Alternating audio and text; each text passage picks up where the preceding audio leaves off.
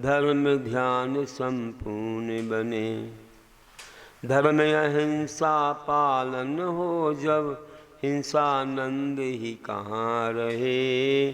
जीवों का जो रक्षण करते, करुणा भाव ही सदा रहे।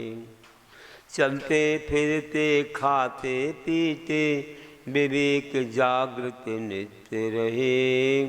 नहीं प्रमादी होती आत्म, क्षमा भाव ही मित्र रहे। क्षमा भाव ही मित्र रहे। ऐसी कुछ पंक्तियाँ अहिंसा के बारे में बनाई, हिंसानंद से कैसे दूर हों ये बताया। अब हम चलते हैं आगे। मृषानंद ध्यान क्या है इसे समझेंगे।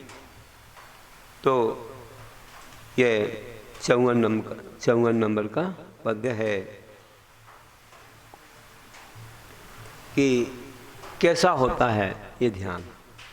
झूठे वचन जो पाप हैं, उनका जहाँ प्रयोग। मृषानंद वह ध्यान है, शुद्ध ना हो प्रयोग। अभी हम दूसरी लय में पढ़ रहे थे, अब दूसरी लय आ गए, एकदम ध्यान वहीं रहता।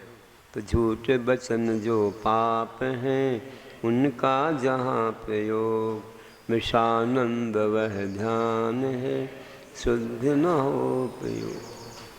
कि झूठ वचन जो पाप रूप है, उनका जहाँ प्रयोग होता है तो वहाँ मृषानंद ध्यान चलता है। मृषा मतलब झूठ होता है, उसमें आनंद मनाना, चाहे हम कर रहे हों, करवा रहे हों, बोल रहे हों, बोलवा रहे हों, या अनुमोदन कर रहे हों, अथवा कभी हमने ऐसा किया हो या आगे हम ऐसा करेंगे, उस संबंधी जो भी ध्यान है, चिंतन है, वो सब इसी में आता है।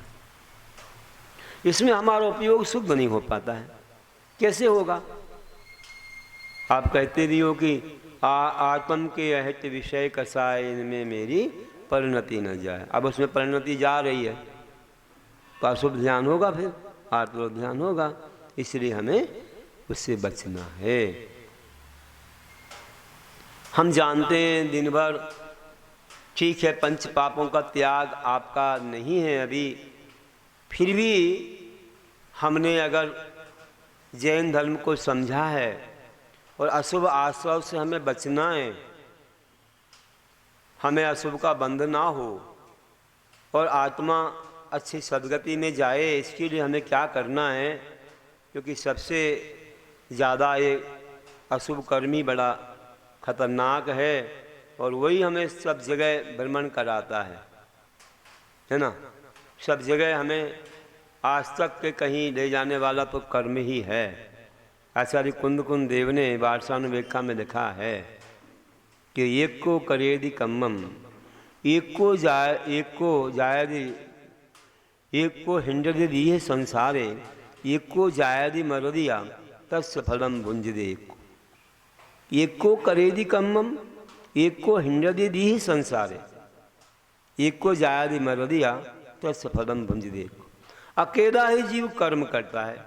अकेला हिंडदि मतलब घूमना। अकेला ही दीर्घ संसार में घूमता है और अकेला ही जन्म मरण करता है। एक को जायदि मरदिया, जायदि मतलब उत्पन्न होता है, मरदी मरता है, अकेला ही। और तस्य फलम भुंजदे, एक को, और उसके फल को भी अकेला ही भोगता है। अब बताइए, कर्म करता है जीव। तो कई लोग बोलते हैं जड़ कर्म घुमाता है मुझको, ये मिथ्या भ्रांति रही मेरी। गलत बात। आप किस में हो अभी? निश्चय में हो कि व्यवहार में हो? व्यवहार में हो कि ऐसी बात कर रहे हो? निश्चय में चिंतन करना अलग बात है, उसमें तो कोई बात होती नहीं है, उसमें बोलना होता ही नहीं है, उसमें कर्म आता ही नहीं है।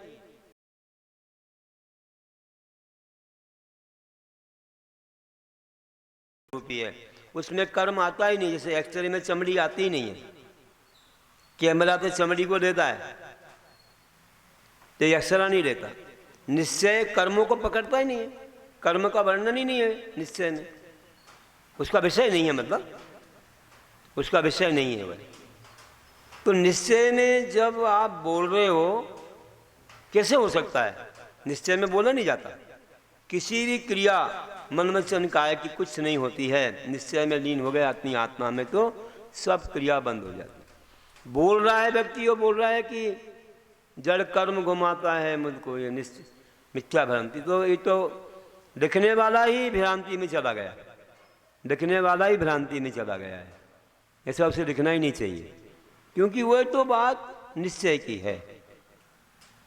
और कर्म क्षय करने के लिए मंदिर में आए हैं भगवान के सामने। फिर भगवान के सामने क्यों जाना? अगर हम निश्चय में चले गए तो भगवान भी नहीं है, वो तो शुद्ध आत्मा हो गई, वो तो परमात्मा हो गई, तो सिद्ध बन गई। उसमें ध्यान होता है, उसमें कोई भगवान की भक्ति नहीं होती निश्चय में। तो जब व्यवहार में हम बोल रहे हैं, पूजा कर रहे हैं, तो वहाँ तो ये लिखना पड़ेगा जैसे कुंद कुंद दिख रहे हैं कि एक को करे दी कम्मम। अरे कुंद कुंद इतने महान है, 2000 वर्ष पहले वे बोले अकेला जीव कर्म करता है और अकेला ही ये जीव चारों गति भ्रमण करता है। और ये क्या लिख रहे हैं? ये मिथ्या भ्रांति है। बोले ये कैसे हो सकता है? कुंद कुंद मिथ्या भ्रांति वाले हैं क्या?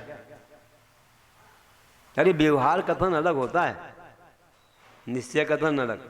निश्चय में तो फिर कुछ बात ही नहीं है। उन्होंने निश्चय भी बताया है, कुंद कुंद ने बताया है, लेकिन वह किस अवस्था में आता है? अभी हम किस अवस्था में हैं? श्रावकों के लिए कहाँ निश्चय है? तो उसमें कोई कर्म की बात ही नहीं आती। तो देख लो कि जड़ कर्म हमें चारों गति में भ्रमण कराता है और जन्म मरण भी इसी कर्म से होता है। अकेला ही करता है जीव और उसके फलों को अकेला ही भोगता है। ये उन्होंने वार्षानुवेक्षा में साफ लिखा है। उनका ग्रंथ है वार्षानुवेक्षा, द्वादशानुप्रेक्षा, मतलब उसको वार्षानुवेक्षा बोलेंगे प्राकृत में, और संस्कृत में द्वादशानुप्रेक्षा बोलेंगे उसको। 12 भावनाएं, सबसे पहले 12 भावना किसने लिखी हैं? तो आचार्य कुंद कुंद, लिपि में जो हमें मिलती हैं आज 12 भावनाएं। इसके बाद स्वामी कार्तिकेय उन्होंने भी लिखी है, स्वामी कार्तिक अनुप्रेक्षा। भले उन्होंने विस्तार किया है बहुत ज़्यादा, लेकिन कुंद कुंद आचार्य ने 91 गाथाएं, 91 गाथाओं में वार्षानुवेक्षा बनाई है और वह बहुत ही मंगलमय है। तो उसमें एक बात करें, तो अगर हमारा उपयोग शुद्ध नहीं होगा तो हम अकेले ऐसे कर्म करते रहेंगे, भोगते रहेंगे। इसलिए हमें उस कर्म से बचना है। इस भावना से हम मृषानंद ध्यान से दूर होना चाहते हैं। सुबह से लेकर शाम तक कुछ ना कुछ चलता रहता है, व्यापार, देना देना, सब क्रियाएं चलती रहती हैं। धन कमाना है, जो कुछ करना है, तो उसमें कुछ ना कुछ होता रहता है। कुछ झूठ बोल दिया, मोबाइल से झूठ बोलते रहते हैं। पहले सोच लेते हैं, फ़ोन आया, हेलो किसका फ़ोन है? हाँ इनका फ़ोन। क्या है भैया बात? बोले हम आपके यहाँ आ रहे हैं, थोड़ा हमको पैसे की आवश्यकता है, या थोड़ा उधार मिल जाए। तो बोलेंगे अभी हम बाहर गांव में हैं, बाद में आएंगे, देख लीजिए। क्योंकि भैया देने की बात आ गई